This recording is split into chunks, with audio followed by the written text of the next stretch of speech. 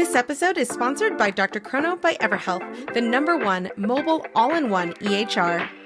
Built specifically for medical practices, Dr. Chrono includes an integrated feature that powers a seamless payments acceptance experience. Dr. Chrono Payments offers multiple ways for patients to pay as well as insurance credit card processing.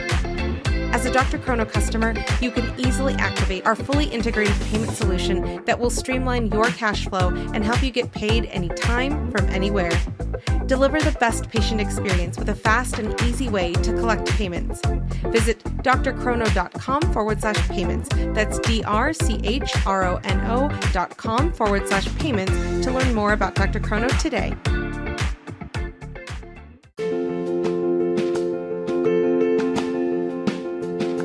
Direct primary care is an innovative, alternative path to insurance-driven healthcare. Typically, a patient pays their doctor a low monthly membership and, in return, builds a lasting relationship with their doctor and has their doctor available at their fingertips. Welcome to the My DPC Story podcast, where each week you will hear the ever-so-relatable stories shared by physicians who have chosen to practice medicine in their individual communities through the direct primary care model. I'm your host, Marielle Concepcion, family physician, DPC owner, and former fee-for-service doctor. I hope you enjoy today's episode and come away feeling inspired about the future of patient care, direct primary care. Direct primary care is about compassion and liberation and delivering the care that people need with the respect they and we deserve.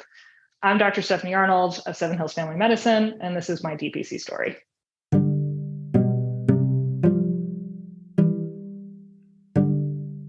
Dr. Stephanie Arnold, she, her, is a board-certified family physician committed to applying a social justice lens to her clinical work.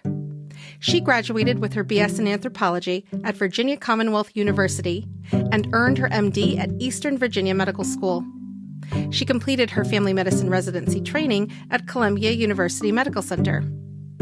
She opened her DPC, Seven Hills Family Medicine, in 2022, where she practices inclusive, trauma-informed care and is passionate about shared decision-making with her patients. In addition to her broad and comprehensive training, Dr. Arnold has obtained additional training in first-trimester abortion procedures. She is a master at engaging her community and has become a beacon in the Richmond, Virginia area, representing and delivering the high-quality personalized care that every person deserves. Welcome to the podcast, Dr. Arnold. Thanks for having me, Marielle. This is so exciting. We were just talking about the fact that the last time I talked with you, we were on a phone call. So this is the first time that we've actually had a live chat when we can see each other's faces. So this is great. I love that you are now open, you're thriving, you're bringing your value proposition to your community to life every single day, and you're doing it in the way that only you can. So I want to go back to when you were even exploring DPC, that what was going on in your life that even, made you think about, could I do it under my own roof in my own building, my way? Yeah, I'm going to probably give you way too long an answer, but here we are, we're going for it. So I graduated medical school in 2015 and residency in 2018. And I feel like I was jaded from the beginning in a way that physicians who completed their training, years before me maybe had some whiff of a better functioning healthcare system that never existed for me. I started hearing about cash pay fee for service practices when I was in medical school. And I thought that was kind of intriguing in a very, looking back in a very naive sort of way. This was around 2012. And I'm like, you know what? This isn't going to be necessary with Obamacare, which was very foolish of me because things have gotten much worse of late. And so it was one of those things that was on the back burner for me. And then I did my intern year at a hospital in Boston, Massachusetts. And it was pretty apparent within a few months that things were going very badly. We were a new program. We were only the second class to get admitted, but the business interests of the hospital system were not aligning with our family medicine residency program. And by December, the program was voluntarily closed. So we all got dispersed as if intern year isn't stressful enough. We had to like find new residency positions. And so I ended up going to New York City. I've always had this passion for urban underserved. And at a very prominent Ivy League institution that also was having trouble understanding exactly where family medicine fit in and the value of it. So it's kind of like out of the frying pan into the fire a little bit, but I got a great education, great training. And then, after that experience was very burnt out. But I think unlike maybe generations before me, the sort of influence of private equity and business interests, all of this was right there from the very beginning. My class was the first one that the number of US trained medical graduates was equivalent to the residency spots. So this idea of like not matching and the residency spots being frozen was kind of always in the forefront of everyone's mind. Like from day one, when I started medical school, it was like matching is going to be a big deal. It might not happen for you. There was just like this underlying terror all the time of, kind of this manufactured scarcity and these economic conditions. So as I was finishing residency, I was having a hard time imagining myself going into a conventional practice. It's just like, this is going to be more of this. We have this education and training that's designed to make us leaders in the field. And then you end up getting a job where there's like corporate overlords or MBAs. And it's like the worst possible situation where you've trained someone to do something and then you put them in a position where they're basically not allowed to do it. And I just knew that wasn't going to work for me, but I also wasn't quite sure what the next step was going to be. So I was pretty burnt out after finishing residency. I decided to do urgent care for a couple of years. I was a new mom, new baby. I just wanted to show up and clock in and leave. And that's what I did for about 2 years. And then COVID happened and I got a different job where I wasn't going to have to be doing so much kind of face-to-face interaction because I was pregnant again. And so like all these things kind of got in the way, like new mom, young kids, like just out of training, get a house, blah, blah, blah. But it was like always floating there in the back of my mind.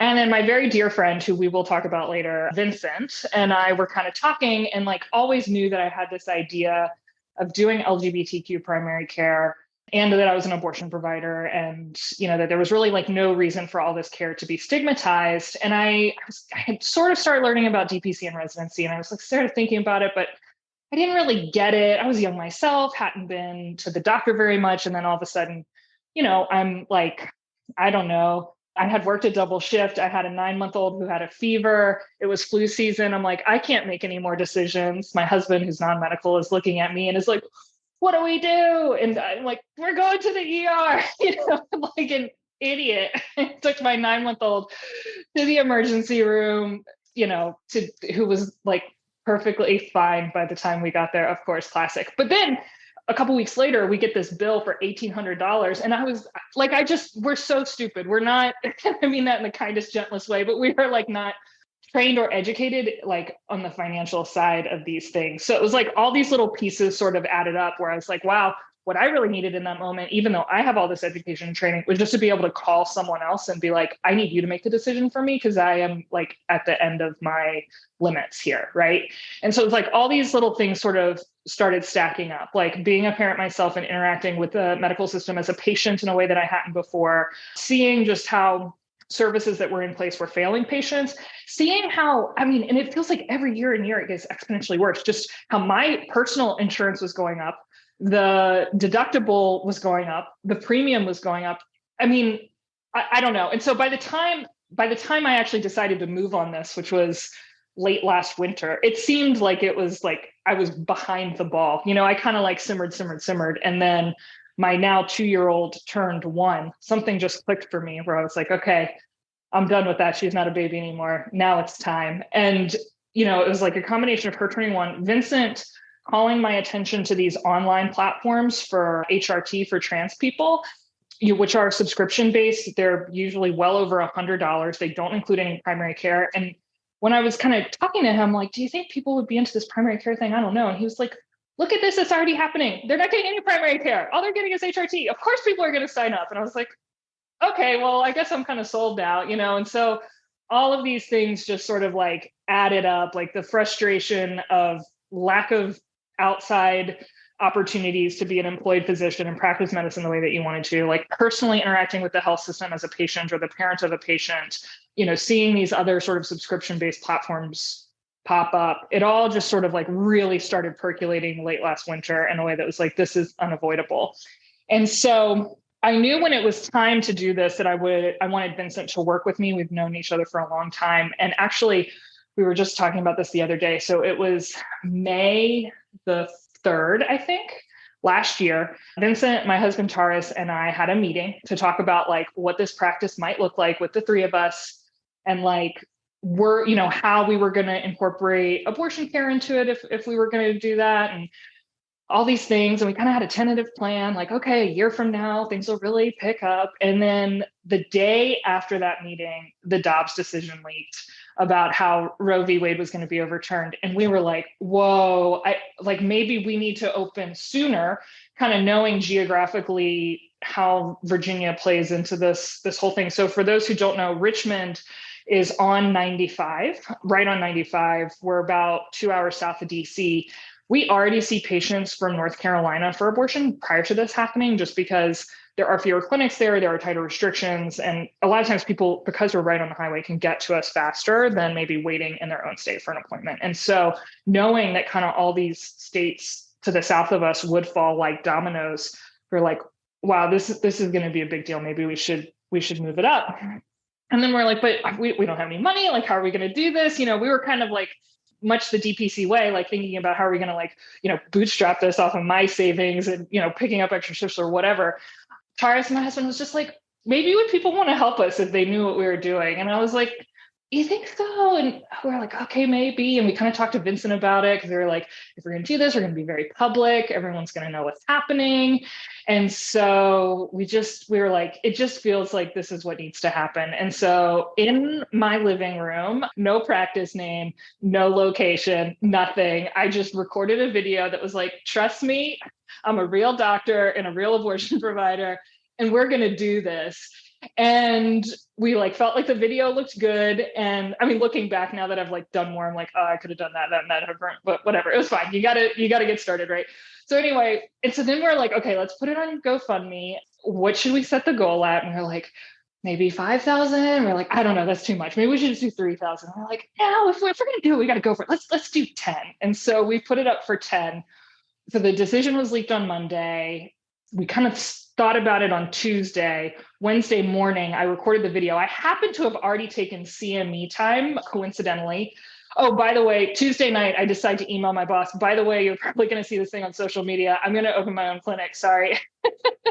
Wednesday morning, I record the video. We put the GoFundMe up. And by Friday, we had raised $10,000. So, and it was really incredible, because that first round was like all people that I knew personally, people that I'd been to medical school with, people that I knew from high school that I hadn't talked to in years, people that knew me from my time as a pre-med doing abortion activism work in Virginia that I just hadn't talked to in years, but like knew me, remembered me from doing that work, and were like, yeah, we believe in you. And that honestly was like one of the most humbling experiences of my life, because now you're like, wow, people have like given me money to do this thing. I really need to not mess it up. And so we went ahead and like bumped up our goal. And I think, so that was early May, and like kind of leading into June, we were around 25,000 when the actual decision went through. And stupid me, I was like, my mother-in-law, who has done a lot of activism over the years and was very experienced in this stuff, she had asked me, she was like, are you ready for when the decision actually gets announced? And I was like, well, what do you mean? Everyone already knows about it. They've already talked about it. And she's like, no, you need to be ready for when the decision is announced. And I learned very on that if she says to do something, I just do it. So I was like, okay, we got to get ready. And we had been wanting to do that anyway. Like, in that intervening time, we picked a practice name, we got a website, we got like much more organized, because we could tell that when the video was getting shared amongst people that we knew, people were automatically donating, but then it seemed to sort of trickle out after that, because those people were really excited, but to, those kind of like tertiary contacts, they didn't know who I was. So we got the website, we got the practice name, we got ready for the actual decision, and it leaked on June 24th, which, another kind of funny coincidence, is the day that we're officially incorporated. And by 4th of July, we raised $75,000, which was unreal, and why we were able to open in October, kind of with the services that we're offering, because we operate at like a much higher overhead than a lot of DPCs would.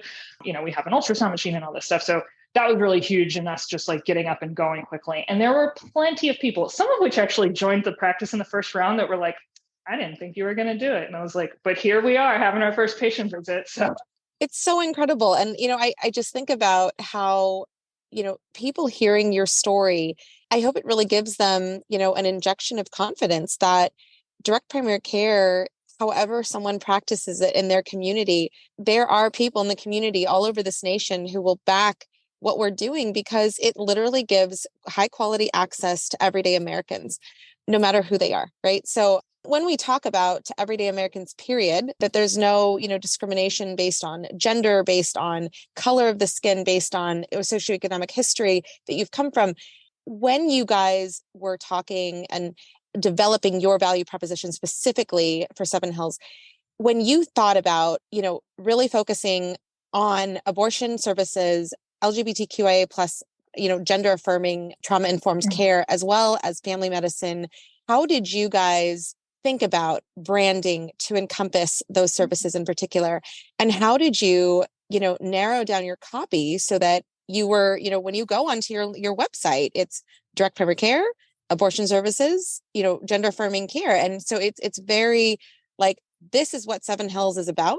But how did you guys get to that point from the like, in my living room, no name, no nothing, but we have a ton of money that's just coming in because people believe in us? In terms of the branding and the name, I'll start with that. It was of the utmost importance to all of us, but really driven by me, that we are not doing anything that should be special or different than whatever anyone else is doing. There are forces, unfortunately, both in this country and in other countries, that are always looking for a scapegoat, always looking for someone to make the bad guy. And, at times it's been unmarried women or people of certain racial backgrounds. And right now, the sort of scary person du jour is trans people. And it's just so unnecessary. And certainly we can, and we should get angry in the face of injustice. But what was really important to me was just to provide an alternative that's this is normal, this is wholesome, and we're just taking care of people.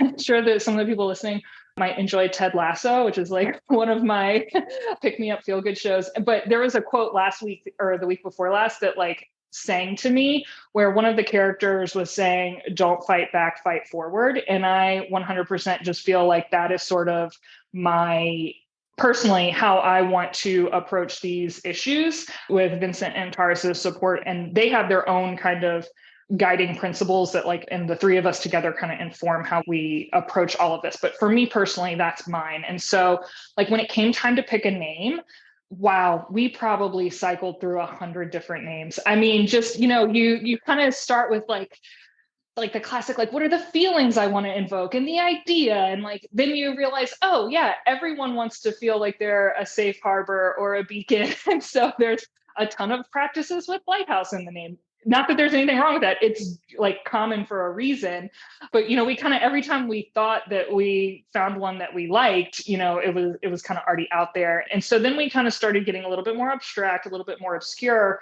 But one of the things that I kept coming back to, and when I kind of focus group, we would get three or four that we really liked, and then we would send them out. And I tried to send them to trusted friends of different age, race, sexual orientation, gender, just to get a wide variety of opinions.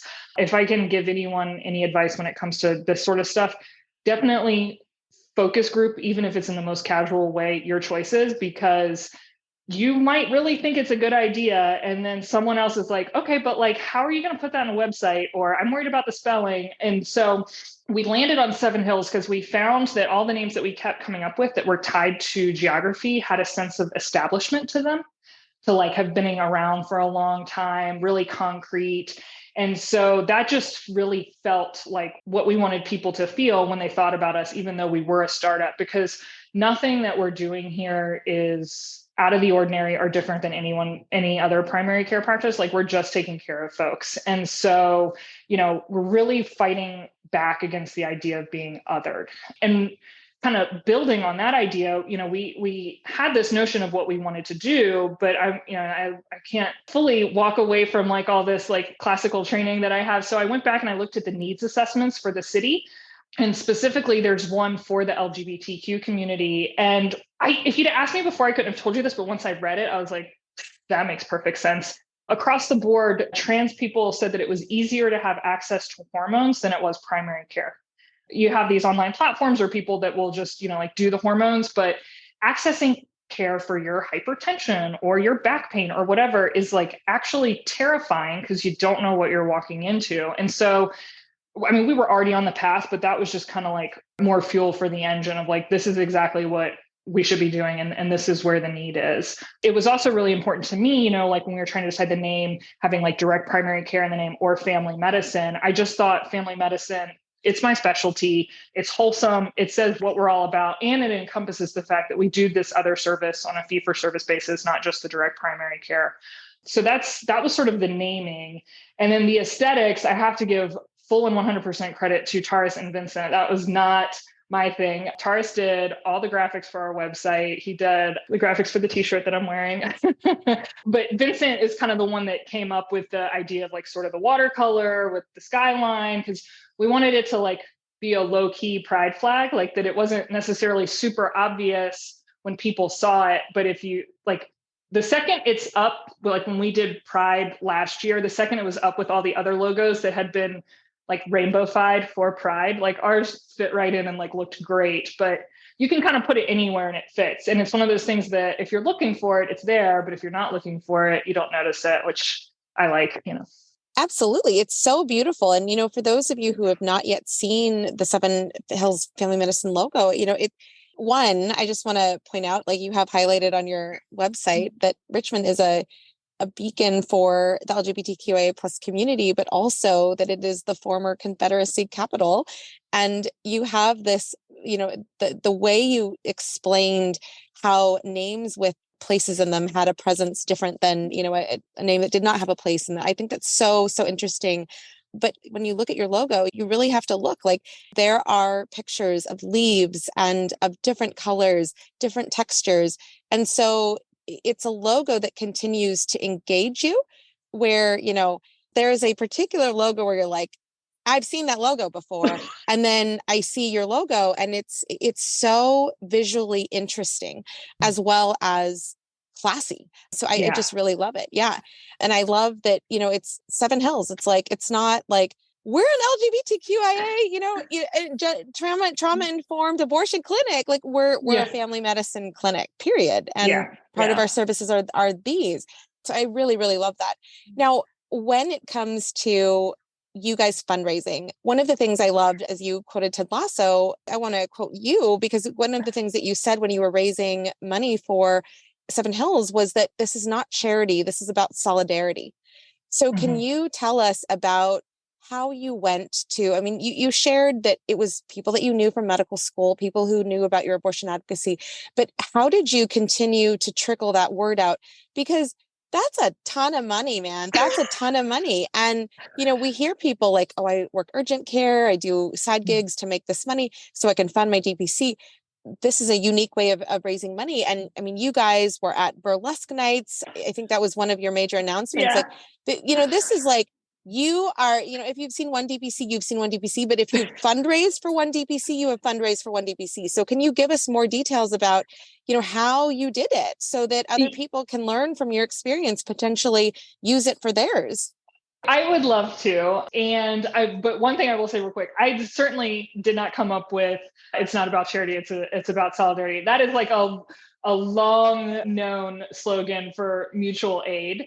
But kind of to back up a little bit to like this whole process and approaching this, I do think that this information, though it's very unique to me, there are lessons to be learned for everyone. We kind of had this situation where the care that we were planning to deliver sort of perfectly lined up with a very public, emotional thing that happened that people wanted to respond to. That being said, we put a lot of effort into continuing to come out with content We really focused on Instagram. We do have Twitter and Facebook accounts where our stuff gets pushed, but we're Instagram. I made a Twitter account. I mean, not Twitter, TikTok, but I low key am hoping it gets banned just so I don't have to learn it. I don't want to deal with this. I keep looking for like a young undergrad or med student who knows TikTok. I'm like, do you want to come run the TikTok account for me? Because I can't do one more thing. Yeah, so we've focused a lot on Instagram and tried to make a point of every week having at least a couple posts. You don't necessarily have to post every day, but having a couple posts, some of them informational, some of them kind of like behind the scenes, some of them talking about what our plan is. But even if you feel like it's not great, you have to give stuff for people to talk about, for them to share. And really what happened, the huge thing was like, early on, within a month of going up, we had a couple hundred followers, which is great. But we really just saw everything take off after the Supreme Court case was launched. The big thing was local independent restaurants found out what we were doing, and they started promoting us on their Instagram. People we didn't know decided to do fundraisers for us. And so the big one that really helped out just so tremendously was Cobra Burger, which is a burger place here in town. And they said that they were going to do a fundraiser for us. And then all these other restaurants jumped on. So every time they did that, it got shared on their social media and we picked up more followers. And so I have probably, I don't know how many, most of my patients are coming from Instagram, either from a friend of a friend or just, they can't even really tell me. They're like, I follow you on social media. But, we definitely have people who were upset about the Dobbs decision who started following. And then we're like, but then you kind of started talking about primary care. So I kept paying attention and I kept following it. And like, yeah, I really wanted to join. And so that's just been like awesome to see that happen. Yes, we did do a fundraiser at a burlesque show. So Vincent and I actually met performing burlesque. It's going on like 10 years ago now, like right before I went to med school is when I started performing. I have a dance and theater background from, like when I was a kid. So I didn't want to put all of my parents' thousands of dollars of dance tuition money to waste. So I started performing burlesque. And when I was in medical school, I was in medical school about an hour and a half east of here. And I would frequently come back on the weekends and perform, not necessarily like during my general surgery rotation, but there were times when it was doable. And so, Vincent and I were like very well known in the community from that, and also very comfortable with public speaking and, coming up with content that's interesting to people and, all this stuff that's like so vital with the DPC. And I would say, I am lucky in that this skill set that I have lends itself very well to DPC, but for the doctors out there who maybe don't have these skills, you just need someone else on your team who does, like someone who can hype you up. Like, Vincent and I are lucky in that we can both do it. And I feel like any kind of public event, if I can't be there, he can be there or vice versa. And, we like have 100% confidence in one another. But, even if you don't have that skill, like someone that you can add to your team, whether it be like an administrative staff person to help you or a nurse or something who like has those skills that you can help one another is huge, because you just have to like kind of be annoying and relentless and like just keep putting yourself out there again and again. And like some stuff sticks and some stuff doesn't. Stay with us. We'll be right back. Thank you to Spruce Health for supporting the My DPC Story podcast. The ways we communicate have changed dramatically over the past decades, but technology and tools in healthcare have not kept pace. Patients want more access and digital convenience, as well as the ability to text their care teams. Care teams are inundated with more communication and rising expectations, but are still using tools and technology stuck in prior decades. Spruce Health created a solution for the tech-forward DPC practice by creating a communication product designed to serve both the patient and the doctor through intuitive HIPAA-compliant workflows, tagging, scheduled messages, and triage templates ready for use, whether you're on your phone or in the exam room. New users get 20% off for the first 12 months of a paid plan with code MARYAL20. That's MARYAL20. So check out Spruce Health today at sprucehealth.com or check out the link in the show notes.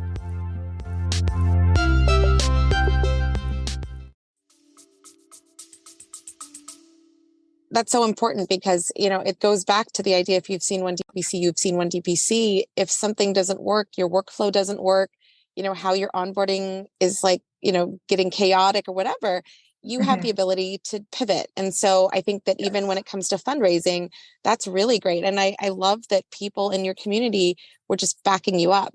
I also love that, at the very top of your Instagram feed, if anyone goes there, you can see that, your intro post and Vincent's intro post are pinned right there. So it's like, there is no doubt that you have been a burlesque performer in the past and you continue to be so, but it's also, you're a badass doctor, and Vincent is a badass clinic director because, you guys have, it's like if people are drawn to even those two pictures and those two pieces of your feed, and then they continue to go on. You had a great couple of series about myths about gender affirming care when it comes to especially young people and gender affirming care, and also abortion, myths about abortion, even what an abortion is. Like a miscarriage is an abortion. So, that is unknown by some people in this country. So when we talk about how you have, thrown it all out there, saw what sticks, specifically when it came to the engagement that you got about the myths, I wanted to focus on the myths about gender affirming care, especially when it comes to young people, because, one of the big things that you highlighted was gender affirming care does not equal hormones. Like, talk about that, because I think that is a big definition that people have, that like, this is, when someone is talking about gender affirming care, that equals they're given a 12-year-old hormones. And like you clearly stated in your feed how I hear that that's your belief. We're going to take it back and put some facts into it. So can you share with the audience about gender affirming care? What does that mean to you and your patients? Oh, yeah, I would love to. Great question. So, this is not anything new than what you're already doing. Like, it doesn't have to be scary. This is simply respecting the person in front of you for who they are and who they're telling you that they are, right? Like, we trust our patients to give us a history, and, we trust the information that they're telling us. Our whole practice as family doctors, and specifically direct primary care doctors, is this relationship-based care and mutual trust. And if you start from that place, like, you're going to be okay.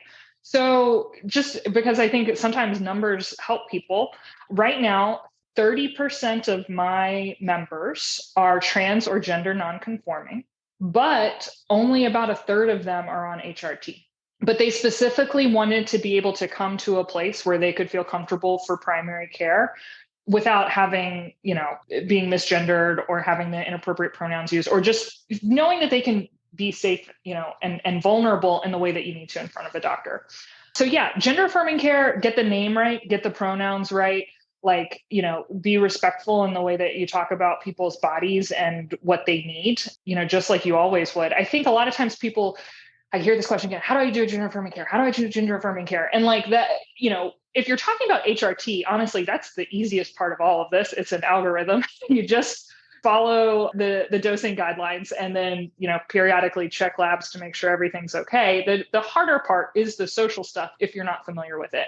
And certainly I don't want to say that if you've never interacted with a trans person before and you're not sensitive to the needs of the queer community, that you should just put a rainbow flag on your door and start seeing gender affirming care because it's no big deal. Like, no, you need to put effort into it, but just like anything else, like, it is learnable and you are closer than you think you are. Also, to be forgiving of yourself, like, you're wanting to try, and like, clearly you're not treating someone differently because they're, trans, queer, gender nonconforming. You're a person, so you're treating them like a person. And if you misgender, like, I love Dr. Elizabeth Eamon, and I'm like frequently saying the wrong pronouns, and I'm like, dang it. And she's like, it's okay. Like, you are trying. And if you are not coming from a medical training, a residency or a medical school where LGBTQIA plus medicine was practiced, and really where you were made to feel confident practicing HRT algorithms or gender affirming care, it's okay. Like, we didn't know how to do pap smears at one point, and we learned that. It's like, not to say that this is equal to pap smears, but just to reduce the myth, I guess, that people are like, this is really challenging. It's like, you can do hard things. We can all do hard things. Like you We've said, done so many harder things. Yes.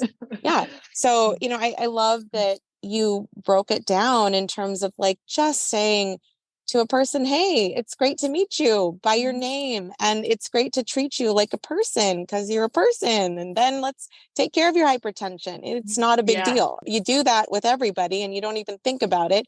But when it comes to specifically addressing gender and how to, correctly address someone, it makes you more conscious, I feel. And to me, being conscious about someone's background and someone's culture and someone's, their whole social aspect that goes along with the medical aspect is so important for family medicine, especially any profession, but especially the GPs who are like looking out and zooming out and doing all the things that our patients need us to do. Right. So love that. I was just going to give a concrete example. So like one thing that we see a lot, and especially when it comes to like preteens or youth, is like, I can't tell you the number of youth patients that I have that aren't necessarily on HRT, but they have come to me for gender affirming care because their pediatrician is like, just like hands off. I don't do that. I don't do that at all. And the only thing I am doing is prescribing continuous birth control so that they don't have a period, because the period makes them suicidal. We're not talking about puberty blockers. We're not talking about testosterone. All I have done is put this person on depot so they don't have a period anymore. And like, it's life-changing for them. Now they're going to school. Now they're not stressed out every day. There's no reason that like all of us can. You don't want to do puberty blockers. You don't want to do HRT. That's fine. But trust me, you probably already have trans patients that you could be helping in very small ways that you already know how to do. And when it comes to numbers, can you touch on the younger a person is when they are seeking gender affirming care, especially, if they have not reached puberty, in the non-hormonal realm of things, like to how impactful it is in terms of a person's future, especially when it comes to mental health, to be able to properly gender or address a person's gender. Stay with us. We'll be right back. Have you tried an AI scribe in your clinic? Well, I've tried so many, and I can say Heidi Health is the best AI scribe I have come across thus far. With Heidi Health, I can create unlimited customizable templates for my notes to help me truly cut down on the time I'm spending charting. Template for pediatric well child check? Done. Template for weight loss management? Done. Some of my favorite things I've built into my AI template, beyond the general soap note, are having a list of actionables for our team to take after a patient visit, having the diagnoses listed, and creating an after-visit summary for our patients. Not only have I found Heidi Health to be the most helpful, customizable AI scribe so far, it's also more affordable than most out there. So try Heidi Health today and see how you can harness the power of an AI scribe for your practice. To get an entire month of Heidi Pro free, go to the homepage of mydpcstory.com and click on the Heidi Health ad.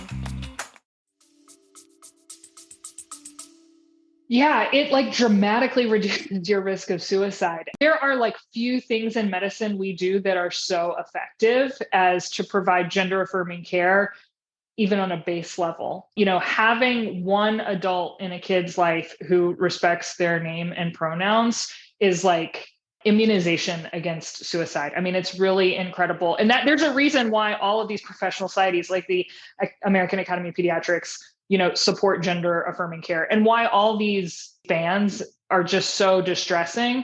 Because I mean, this is the kind of stuff that is going to like lead to suicide, and in Virginia, we haven't had any of those bans, though they certainly came up in the state legislature. But like, even for folks who maybe are like in a state right now where you're like, oh, I don't have to worry about that. Like my state isn't banning gender affirming care. Okay, but your trans patients are like still distressed that this is happening other places. And every time it gets talked about in the media, like having your whole identity up for debate is really, really, really damaging. So even small things that you can do to just be affirming to your patients, creating welcoming, safe spaces is huge. And when it comes to people listening, onboarding forms, like when a person is establishing care with a direct primary care doctor and they're not sure who that direct primary care doctor is, like they might have engaged a little bit on their social media, but it's very different than when you're like, oh my gosh, you're like real. I totally get that reaction a lot with my new patients who I never took care of before, because it's like blindly trusting you to take care of me. So when it comes to how you welcome your patients into your practice, do you have any tips as to how you think about your welcoming a patient versus a fee-for-service clinic and how it's done there? Yeah. So kind of a couple things broadly and then specifically for trans folks. So there's a reason that Vincent is doing this with me. Vincent and I both worked part-time at an independent abortion provider. He was working there as an MA, and then I was working there part-time kind of leading up to this happening. And so he had that medical experience, some experience as an MA, and then also has a lot of experience like running a small business, a retail business in the city. But it has just been one of the most exemplary human beings that I've ever encountered in life, and like just a warm, nurturing, thoughtful person. He wrote a lot of the copy on the website. He was my first trans patient, and that he just really had bad medical experiences and didn't feel safe going to people. And even before, like years before Seven Hills opened, I was like, don't worry, like I got you. And and so, having him be a part of this, and not as an employee, but like as a co-owner and a co-founder, has been huge, because as kind of diligent as I am and as much effort as I put into this, I still have blind spots, and he finds them, and so the two of us working together, like when we were first setting everything up, he's like, okay, I know that they're asking about gender, but we actually need to do a test run and make sure that everything lines up the way that it's going to, because it sucks worse when you think that you're putting in information and then it doesn't show up when you walk into the room. It's like even worse than if it wasn't even asked about. And it would have never occurred to me to do that. And sure enough, we did it, and we found issues and immediately put things in to compensate for that and catch it. And so the way it works right now is that people sign up through the website. And that's kind of why, sorry, I'm bouncing all over again, but you're talking about our profiles being pinned at the top of the Instagram profile. That was actually a suggestion from a patient/promoter who we have a relationship with, who does a lot of like online influencing type stuff. And pretty early on was like, you need to have pin posts up at the top explaining who both of you are. Because as a patient, if I'm coming and I'm curious and I can see, like, that's really going to reassure me. And I was like, that's brilliant. Thank you for helping me. So, that's why we put those up like that. And then it's all, our faces are all over the website. I have gone back and forth about this where I'm like, I think my face is on the website a little bit too much. And every time I say that, everyone is like, no, it's not, because like people need to know that this is you and this is your face and this is what to expect. And so, we have left it like that. Believe it or not, as like out there as I am with performing, I too sometimes like maybe this is a little too much. But so being like really thoughtful about that it's just like transparency in every possible way. Like, this is who your care team is, this is who you're going to be interacting with. So people sign up through the website, and then that kind of like triggers the chain reaction. The first person they interact with is Vincent, who again is just so lovely and nurturing and warm. And he gets them set up with like all their information, lets them know what to expect, puts them on the books for a first intake appointment with me, which we're scheduling about 3 weeks out. And then if anything urgent, comes up between then, we'll see them quickly. And that was not my brilliant plan. That was actually a tip from Andrew Anderson of Kyla Health in Lynchburg. He's been really great for tips and, really hitting the ground running with like a fast growing practice. So Vincent sets all that up, and a lot of that communication is done through Spruce. And then they come in for me. The first visit is like straight up talking. I don't do any labs. I don't do any physical exam. We just talk about everything. Yeah, this is prevalent in like a lot of people kind of seeking primary care, but specifically for my population, lots of historic, systematic, personal trauma, and so I just like to take a really soft approach, kind of lay out the whole plan, and then I'll bring them back. It sometimes as early as a week later, sometimes maybe it's 6 or 8 weeks later for like a physical follow-up, that sort of thing. And so far that's been working really well. That hour-long visit, usually 15 minutes or so, is actually with Vincent. And he's the one who goes over with them, like how the practice works, communication, what to expect in terms of our pharmacy. If people have medications they're on, he'll kind of make a list of them and price check them for them. And so, yeah, we're like working as a team when it comes to that. I love that because you guys are, as you've always done, you're fundraising together, you're opening together, you're polishing your practice together. And so when it comes to, you knew Vincent going into this, you knew that his medical experience and you knew how he was going to be working with you in terms of his personality. But in terms of when you think about how you got the confidence to together pair up and officially, open the clinic, was it different than when you guys were working together pre-Seven Hills? When I was in medical school, Vincent and I produced a series of shows together with a live band that we brought down from New England. And we did we did DC, Charlottesville, Norfolk. And so that was a small thing, but it was a pretty complicated process. The venue, in Charlottesville, I think it was like a 500 seat venue, these were not small little things that we did. So I had like a little bit of a sense of how we would work together. Vincent is one of the most amazing parents I've ever witnessed. And so I've like really just personally, we've been through some stuff. We've worked on these projects, but also there was just a moment of like, this has to be done. And I don't want to do it with anyone else. And this, honestly, probably seems like it's the hardest possible way to do it because now I'm in a 3-way marriage with my actual husband and Vincent and myself. And it is really hard sometimes, but we all have different skill sets that are so complementary, but sometimes really challenging. So I'm the extrovert, I'm the brainstormer, I'm the engine. I'm like, we're going to do all these things. And Taurus and Vincent are both like, let's take a breath. But they are very detail oriented and thoughtful and we'll do the deep dive. And so I feel like, Taurus is very logic oriented. He really kind of keeps us on track financially and kind of makes sure that we're thinking about that sort of long-term planning.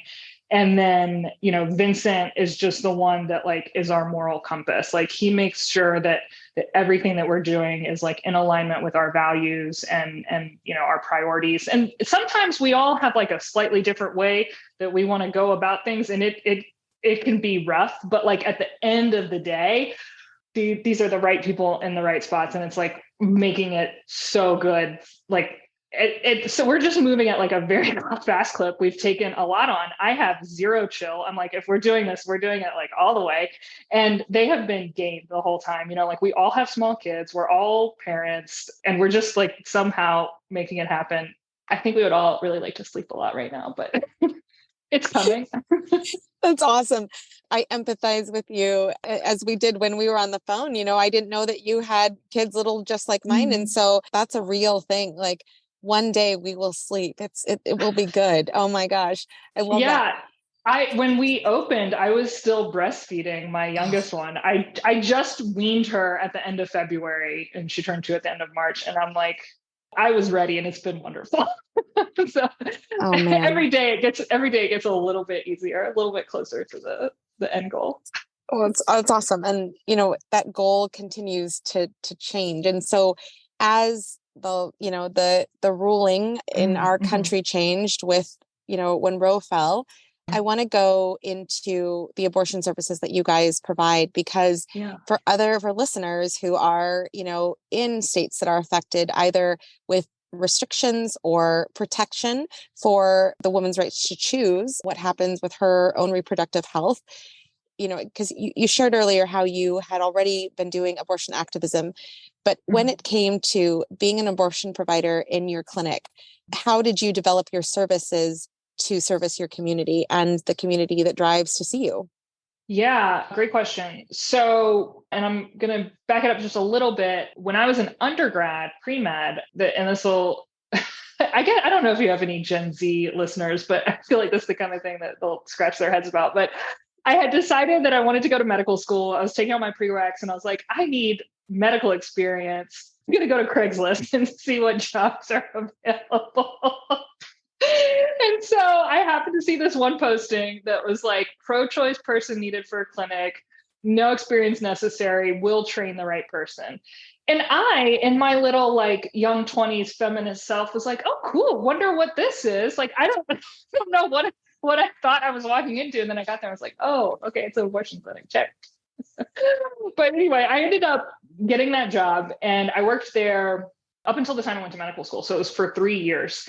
And that was really eye-opening and kind of like looking back, it's like, damn, it was already there. Because, in Virginia, Medicaid does not pay for abortion. Very few states, Medicaid will pay for abortion. And at the time, so this was like 2008, most private insurances weren't paying for it either. So abortion has been a cash-based service for almost the entirety of its existence. And because of that, when you look at it compared to other services, the price is actually pretty low. Like the price of an abortion has barely gone up since the 70s. And so on the one hand, it was overpriced at the time, but now, it's like one of the less expensive medical procedures you can get compared to, I know that like the medication that we would give there for IV sedation, if you were to give that with insurance, a combination, one dose of Versed and fentanyl or whatever with insurance, that's going to be like $1,000. But when the clinics are doing it, they're giving it, at like a small but reasonable markup and charging people like between 25 and $50 for something that if they were using their insurance would be $1,000. And so, just kind of going into DPC, like in retrospect, it's like, oh yeah, I had that information in the back of my mind about how insurance affects things. I just didn't realize how it would be applied. So I did by working there for 3 years, I kind of started answering phones, cleaning toilets, sterilizing equipment, that sort of thing. And by the time I left, I was actually doing a lot of the on-site management of that clinic because the person who was the director was at a different clinic out of state helping them kind of get things set up. So by that point, I was like helping with payroll and ordering and all of those sorts of like little skills that I didn't realize I would need, but have been very useful. So I had this idea of how, the kind of these like cash-based fee-for-service independent abortion clinics worked. And it's very interesting. Like the staff does all the work because if you think about it, physicians who provide abortion are very hard to come by. And so they usually have to go to different places. And so the patients all kind of get there at one point, are prepped by the staff, and then the doctor shows up and it moves very fast. Boom, boom, boom, boom. And then they're on to the next place because there's not a doctor there either. And so, that it's like stinks that it has to be that way. And if more people did abortions and it wasn't siloed and this, kind of like ghettoized in these specific clinics, it wouldn't have to kind of be this type of experience. And so in between 2020 and 2022, I was working at that same clinic part-time, like one night a week. And, I was just, every time I was there, I was like, I could be doing other stuff while these patients are getting ready and then seeing them. And so that's how things work here. We have one staff person who's really incredible. She does ultrasounds, abortion counseling. She's got like 5 years of experience doing this work. It's really incredible with patients.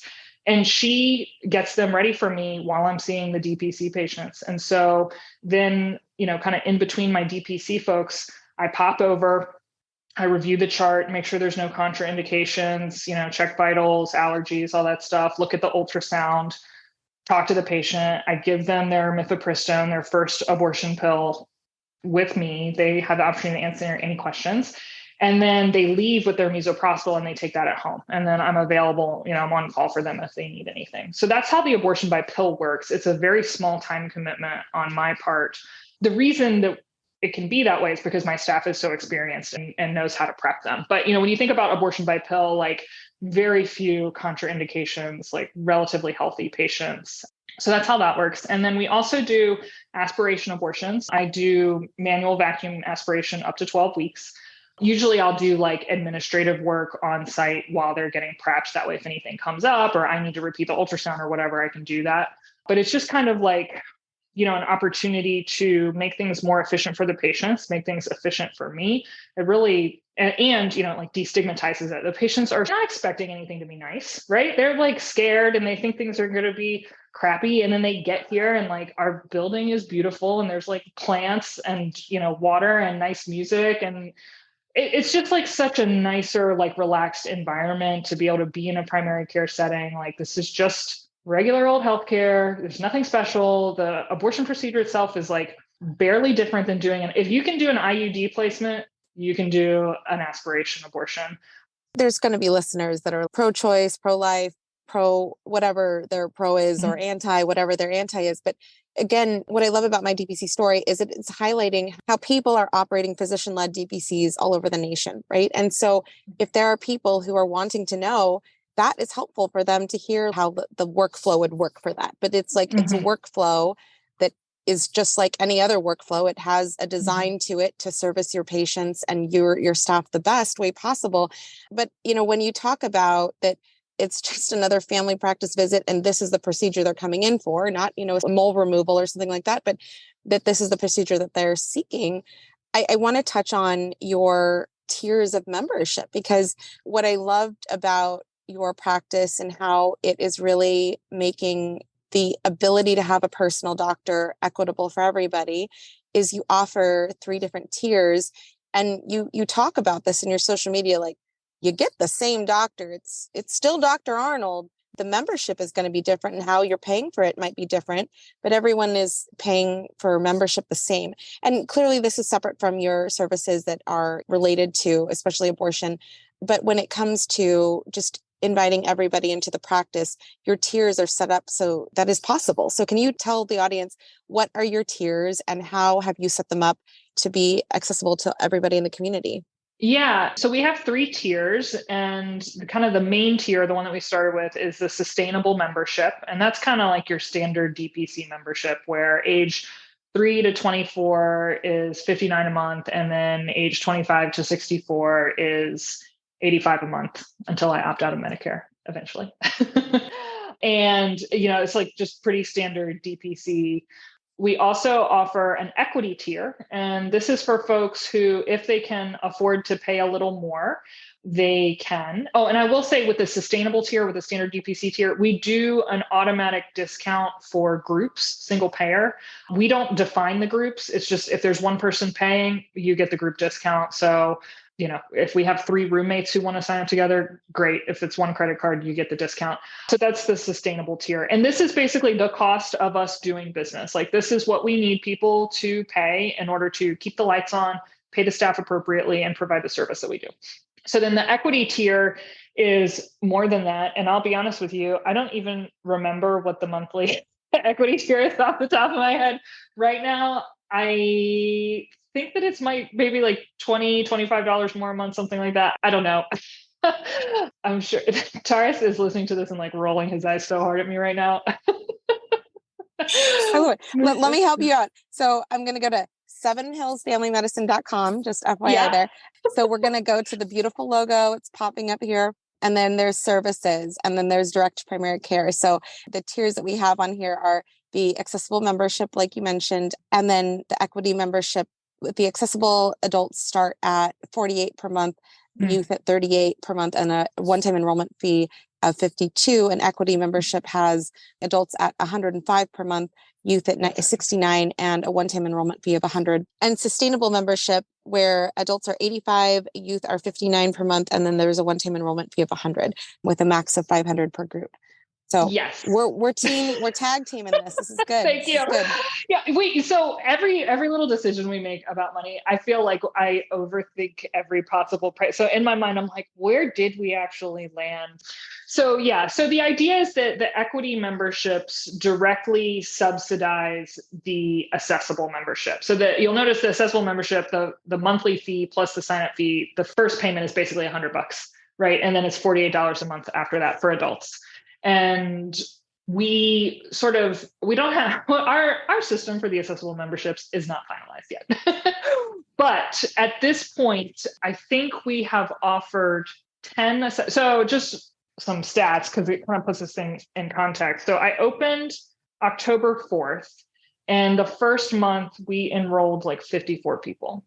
And it's been 7 months, and today I'm at 216. And so that includes 10 accessibles, and I don't know the number of equity members. It's probably around 10 if I had to guess off the top of my head. But we also did some fundraising specifically for the equity tier. And the idea is that we open accessible memberships up as we are able, knowing that we can guarantee them for a year. So we never want to open up an accessible membership and like have to revoke it or anything like that. So we do that carefully. We're kind of now, the last time we did this was a couple months ago, like in March, we did 10.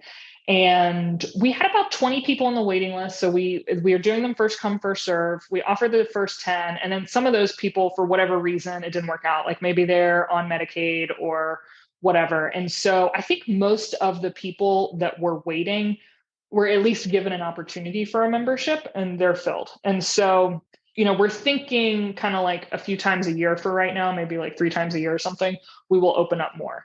But it'll be based on the amount of equity members we have and how much fundraising we've done specifically for the equity.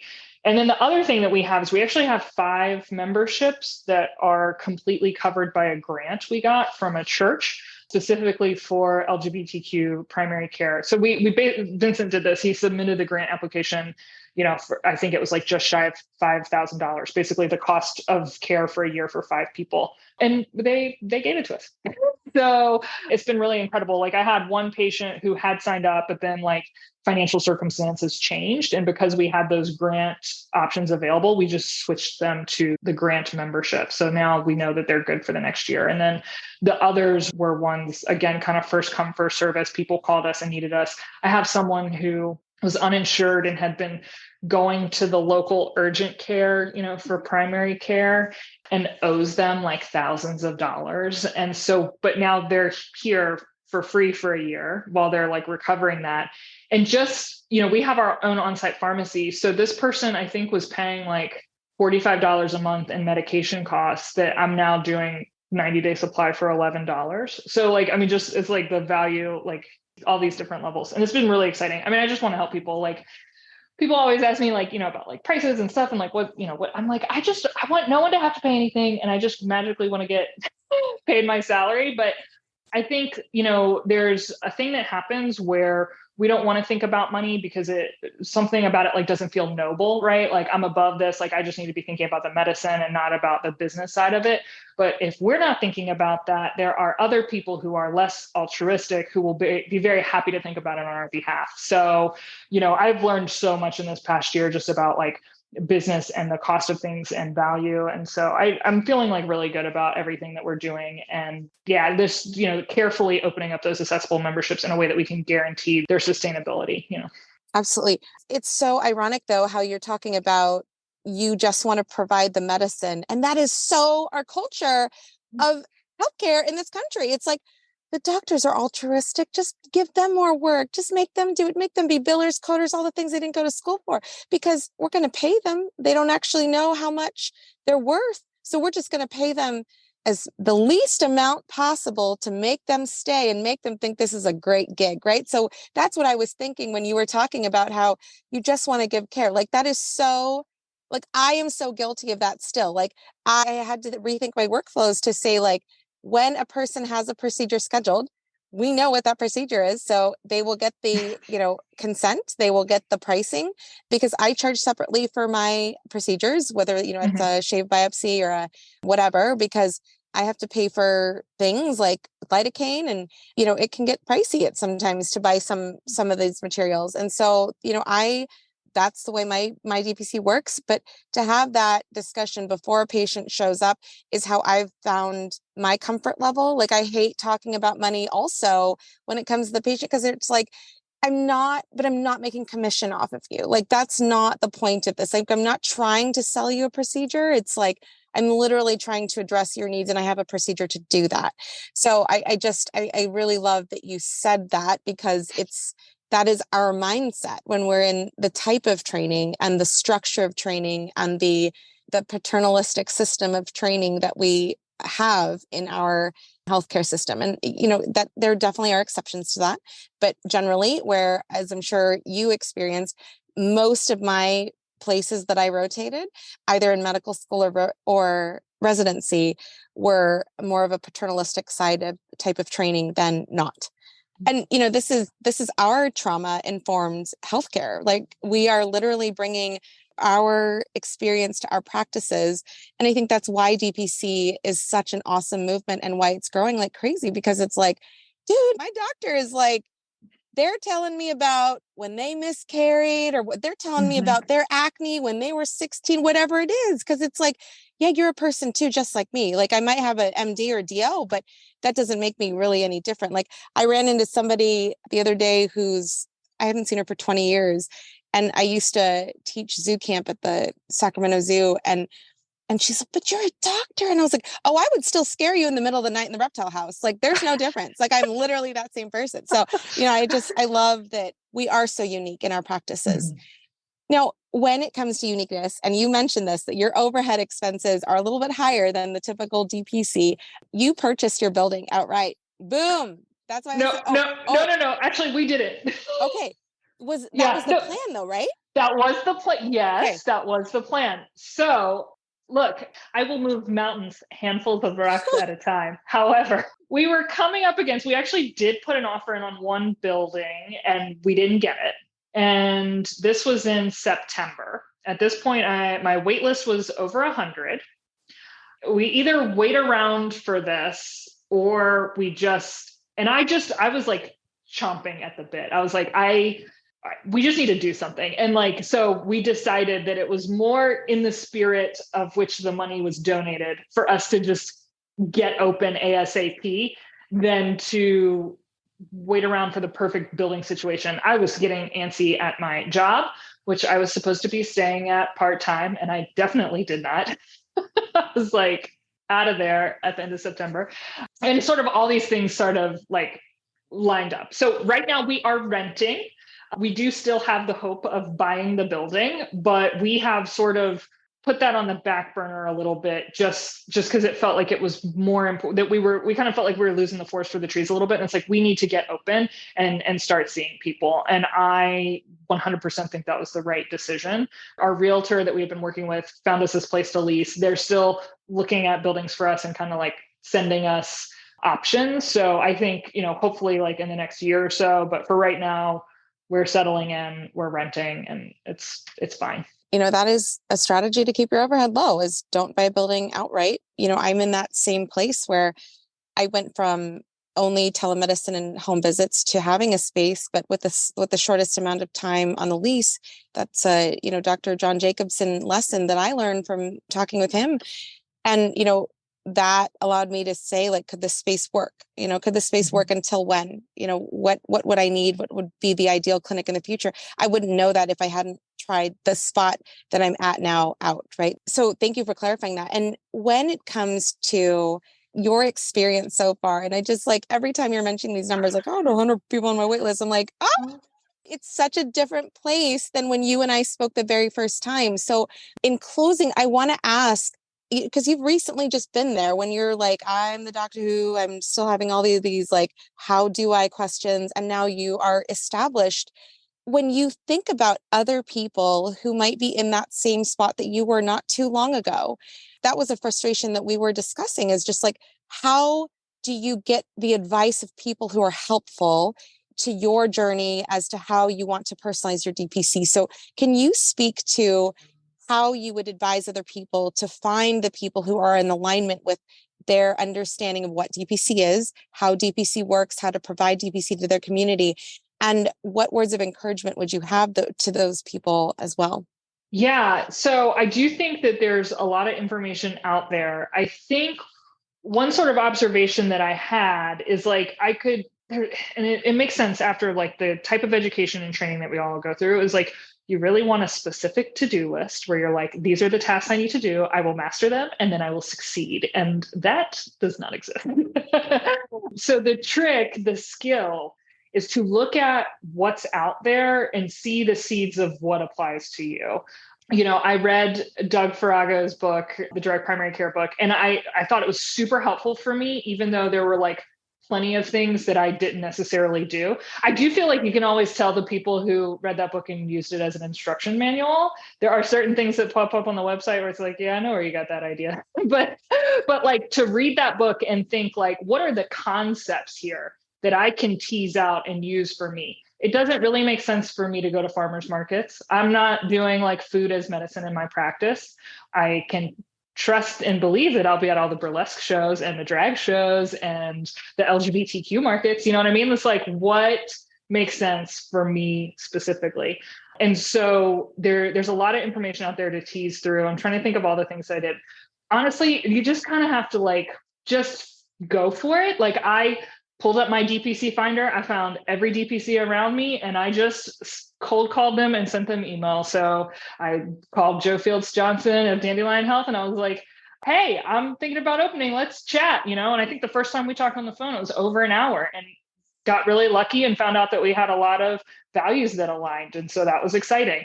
Talked with Kenneth of UDoc, a little bit further away from me geographically, has been really great for networking, started immediately inviting me to DPC events where I met other folks who were doing things, that I wanted to be doing, or like in a way that I wanted to do them. And like, you just have to talk to like as many people as possible, and like just know that like you have, it's almost like filter feeding. I don't know, describe like my kind of process of like, I'm just gonna absorb all the information, and the stuff that is not useful is going to disappear into the ether, and then I'm gonna hold on for dear life to the stuff that like applies to me.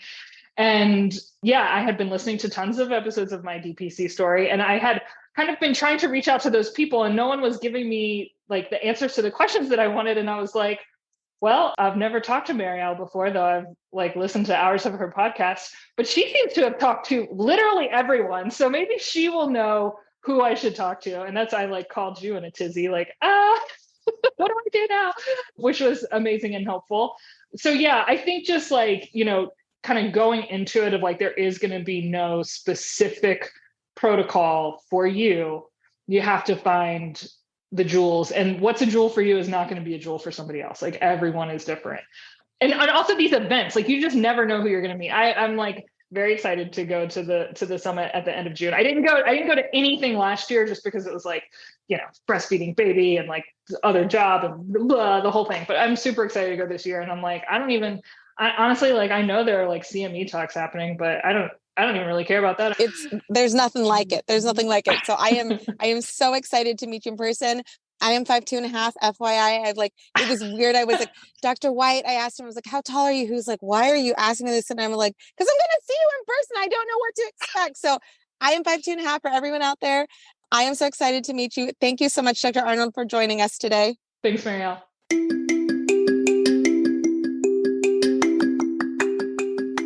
Next week, look forward to hearing from Dr. Nasser Mohammed of Ulsra Medical in San Francisco, California. If you like what you heard today, please leave a review and subscribe wherever you listen to your podcasts. Tell your friends too. For more information on this episode and much more, please visit mydpcstory.com. Also, for the latest in DPC news, check out dpcnews.com. Until next week, this is Marielle Conception.